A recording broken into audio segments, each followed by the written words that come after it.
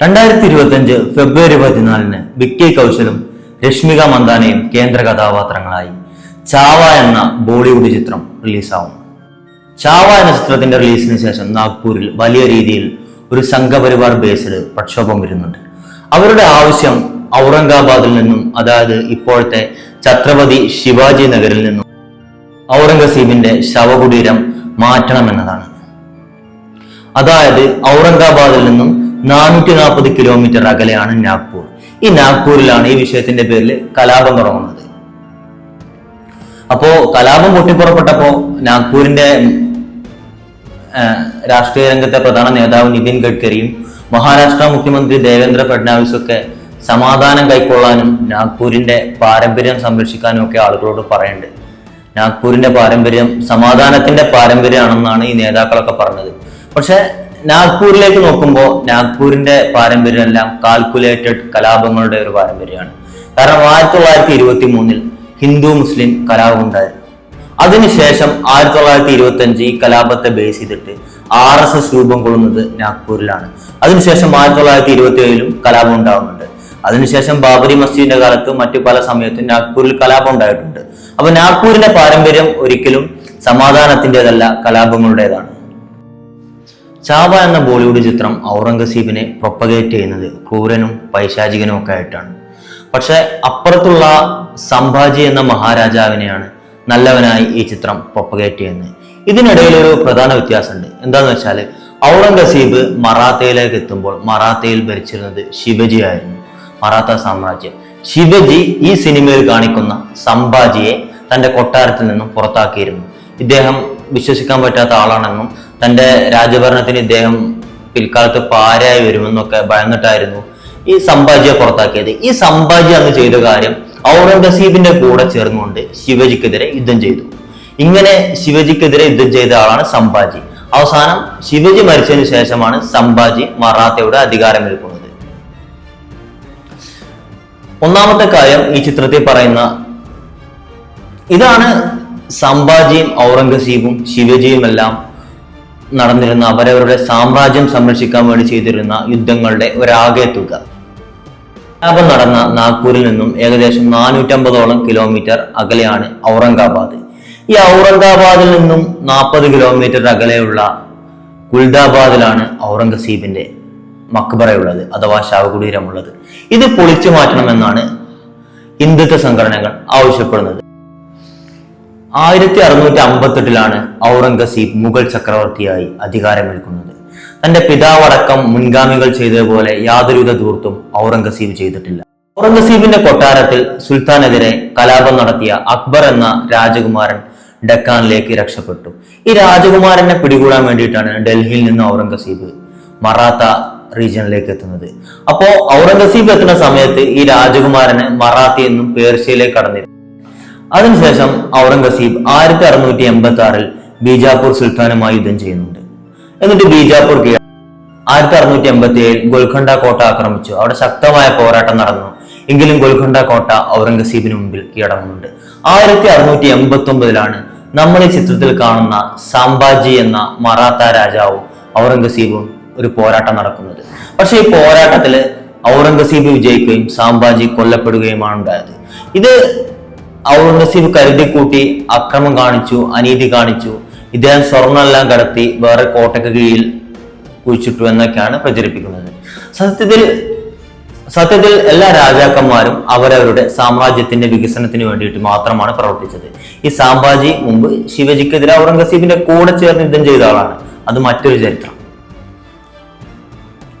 സംഭാജി പരാജയപ്പെട്ടതോടുകൂടി ഔറംഗസീബ് ആർക്കും ചോദ്യം ചെയ്യാൻ കഴിയാത്ത അധികാരിയായി ഡക്കാനിൽ വാണു. ഏകദേശം 50 വർഷത്തോളം ഔറംഗസീബ് ഭരണം നടത്തിയിട്ടുണ്ട്. ഔറംഗസീബിന്റെ ഭരണത്തിലെ പ്രധാന നേട്ടങ്ങൾ ലോകത്തിന്റെ 25% GDPയും കൈകാര്യം ചെയ്തത് ഔറംഗസീബ് ആയിരുന്നു. വിസ്തൃതിയിൽ നമ്മൾ ഇന്നൊക്കെ പലരും ആഗ്രഹിക്കുകയും ആശിക്കുകയും ചെയ്യുന്ന അഖണ്ഡ ഭാരതം എന്ന സങ്കല്പം, അതായത് കന്യാകുമാരി മുതൽ കാണ്ഡഹാർ വരെ ഔറംഗസീബിന് കീഴിലായിരുന്നു. ഇതിൽ ഏകദേശം തമിഴ്നാടും കേരളവും കുറച്ച് ഏരിയ മാറ്റി നിർത്തിയാൽ പാകിസ്ഥാൻ, അഫ്ഗാനിസ്ഥാൻ, ബംഗ്ലാദേശ്, മ്യാൻമാർ തുടങ്ങിയ രാജ്യങ്ങൾ മുഴുവൻ ഡക്കാനും മറാത്തയും ഗുജറാത്തും അടക്കം ഒരുപാട് റീജിയൻ ഔറംഗസീബ് അടക്കി ഭരിച്ചിരുന്നു. അഖണ്ഡ ഭാരതം എന്ന സങ്കല്പം യഥാർത്ഥത്തിൽ കൊണ്ടുവന്നത് ഔറംഗസീബായിരുന്നു.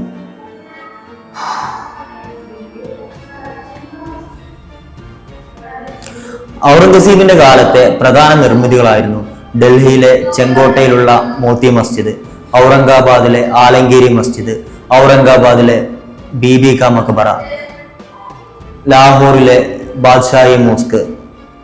ലാഹോറിലെ ഈ ബാദ്ഷാഹി മോസ്ക് രൂപീകരിച്ച് ഏകദേശം 300 വർഷത്തോളം ലോകത്തിലെ ഏറ്റവും വലിയ ജുമാ മസ്ജിദായി തുടർന്നു പോന്നു.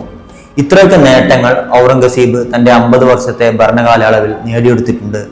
ഇത്രയൊക്കെ നിർമ്മിതികളുടെയും ലോക GDP-യുടെയും എല്ലാം കഥ പറയുമ്പോൾ നമ്മൾ ചിലരെങ്കിലും വെറുതെയെങ്കിലും തെറ്റിദ്ധരിക്കും ഔറംഗസീബ് വളരെ ആർഭാടപൂർവ്വം ജീവിച്ച ആളായിരുന്നു. ഔറംഗസീബിന്റെ ജീവിതം തികച്ചും ഒരു സൂഫി സന്യാസിയുടെ ജീവിതമായിരുന്നു. പൊതു ഖജനാവിൽ നിന്ന് അദ്ദേഹം പരമാവധി സ്വന്തം കാര്യങ്ങൾക്ക് ഉപയോഗിക്കുന്നില്ല. ഇത് അദ്ദേഹത്തിന്റെ വിമർശകർ പോലും തുറന്നു സമ്മതിക്കുന്ന ഒരു യാഥാർത്ഥ്യമാണ്. തൊപ്പി തുന്നിയിട്ടും മറ്റു ഖുർആന്റെ പ്രതി പകർത്തി എഴുതിയിട്ടുള്ളതാണ് അദ്ദേഹം സ്വന്തം ആവശ്യങ്ങൾക്കുള്ള പണം കണ്ടെത്തിയിരുന്നത്. അത് മാത്രമല്ല, പൊതുഖജനാവില് വർദ്ധിപ്പിക്കാൻ വേണ്ടി, പൊതുവരുമാനം കൂട്ടാൻ വേണ്ടി നികുതി പിരിവൊക്കെ ഡയറക്റ്റ് ആക്കിയിട്ടുണ്ട്. അത് കാരണം ഒരുപാട് നികുതി പൊതുഖജനാവിലേക്ക് എത്തിയിട്ടുണ്ട്. ഇത് അദ്ദേഹത്തിന് ഒരുപാട് സൈനിക മുന്നേറ്റങ്ങൾക്ക് സഹായിക്കുകയും ചെയ്തു. ഇപ്പോ വിവാദങ്ങൾ നിറഞ്ഞുകൊണ്ടിരിക്കുന്ന ഔറംഗാബാദിലെ മക്ബറയെ കുറിച്ച് ഔറംഗസീബ് മുമ്പ് തന്നെ തന്റെ വസിയത്തിൽ വ്യക്തമാക്കിയതാണ്. അദ്ദേഹം തന്റെ അന്തിമ വസിയത്തിൽ ഇങ്ങനെ പറയുന്നുണ്ട്: താൻ മരിച്ചാൽ യാതൊരുവിധ അധിക ചെലവും വരുത്തരുത്, പൊതുഖജനാവിൽ നിന്നും അതിനായി പണം പൊടിക്കരുത്, തന്റെ കഫം പുടവ വില കൂടിയ വസ്ത്രം കൊണ്ടാവരുതെന്നും പരിവരുത്ത പരുത്തി തുണി കൊണ്ടാവണമെന്നും അദ്ദേഹം വസിയത്തിൽ എഴുതി വെച്ചു. മാത്രമല്ല, തന്റെ കബറ് കെട്ടിയുയർത്തേണ്ട ആവശ്യമില്ലെന്നും സാധാരണക്കാരെ പോലെ തന്നെ തന്റെ മൃതശരീരത്തിന് മുകളിൽ ഒരു പ്ലാറ്റ്ഫോം നിർമ്മിച്ചാൽ മതിയെന്നും ഔറംഗസീബിന്റെ വസിയത്തിലുണ്ട്. അത് മരണപ്പെട്ടു കഴിഞ്ഞാൽ തന്റെ മുഖം മണ്ണോട് ചേർത്ത് വെക്കണമെന്നും അങ്ങനെ മണ്ണോട് ചേർന്നുകൊണ്ട് അതുവഴി തന്റെ പാപങ്ങൾ പുറത്തു കിട്ടട്ടെ എന്നുമായിരുന്നു ഔറംഗസീബിന്റെ വസിയത്തിലുണ്ടായിരുന്നത്. അദ്ദേഹം തൊപ്പി തുന്നിയും ഖുർആൻ പ്രതി പകർത്തിയെഴുതിയും സമ്പാദിച്ച 305 രൂപ ബാക്കി വെച്ചിരുന്നു തന്റെ അന്ത്യകർമ്മങ്ങൾക്കായി.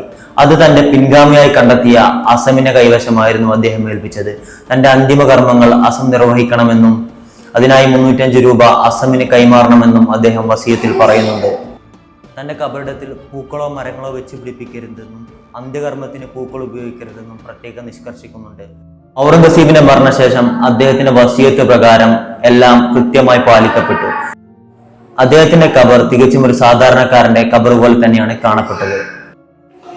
ഔറംഗാബാദിൽ നിന്നും 40 കിലോമീറ്റർ അകലെയുള്ള കുൽദാബാദിലാണ് ഔറംഗസീബിനെ ഖബറടക്കിയത്. ഇത് വളരെ മുമ്പ് തന്നെ സൂഫി നഗരം എന്ന പേരിൽ അറിയപ്പെട്ടിരുന്നു. ഒരുപാട് സൂഫികൾ അവിടെ തമ്പടിക്കുകയും ഗാൻഗാവുകൾ നിർമ്മിക്കുകയും ചെയ്തിരുന്നു. അതുകൊണ്ട് തന്നെ സൂഫി ജീവിതം നയിച്ച ഔറംഗസീബിനും അവിടെ തന്റെ പ്രിയപ്പെട്ട സൂഫി ഗുരു ഷെയ്ഖ് സൈനുദ്ദീൻ ഷിറാസിയുടെ അടുത്ത് അന്ത്യനിദ്രക്ക് സ്ഥലം ഒരുക്കുകയാണ് ഉണ്ടായത്. ഔറംഗസീബ് മരണപ്പെട്ടതിന് ശേഷം ആ സ്ഥലം ഒരു സാധാരണക്കാരന്റെ ഖബർ പോലെയാണ് കാണപ്പെട്ടത്. പിന്നീട് 1760കളിൽ ഹൈദരാബാദ് നൈസാമാണ് അവിടെ ഒരു ഗേറ്റ് സ്ഥാപിച്ചതും ഔറംഗസീബിന്റെ മക്ബറ എന്ന് എഴുതിയതും. പിന്നെ 1900-ന് ശേഷം കേഴ്സൺ പ്രഭു, നമ്മുടെ പശ്ചിമ ബംഗാളൊക്കെ വിഭജിച്ച കേഴ്സൺ പ്രഭു അവിടെ ഒരു മതിൽ കെട്ടുകയും അതിനുശേഷം അവിടെ ഒരു നിർമ്മിതി രൂപീകരിക്കുകയും ചെയ്തു.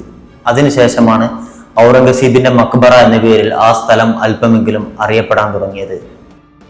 കുൽദാബാദിൽ ഔറംഗസീബിന്റെ മക്ബറ സന്ദർശിക്കുന്നവർക്ക് അതിലൊരു ഫലകത്തിൽ എഴുതിയതിന്റെ മലയാളിക അർത്ഥം ഇങ്ങനെ വായിക്കാം: പല രാജാക്കന്മാരും ചക്രവർത്തിമാരും മരിക്കുമ്പോൾ അവർക്ക് വേണ്ടി സ്വർണം കൊണ്ടും വെള്ളി കൊണ്ടുമെല്ലാം താഴികക്കുടം നിർമ്മിക്കുന്നു. എനിക്ക് താഴികക്കുടമായി ആകാശം മാത്രം മതി.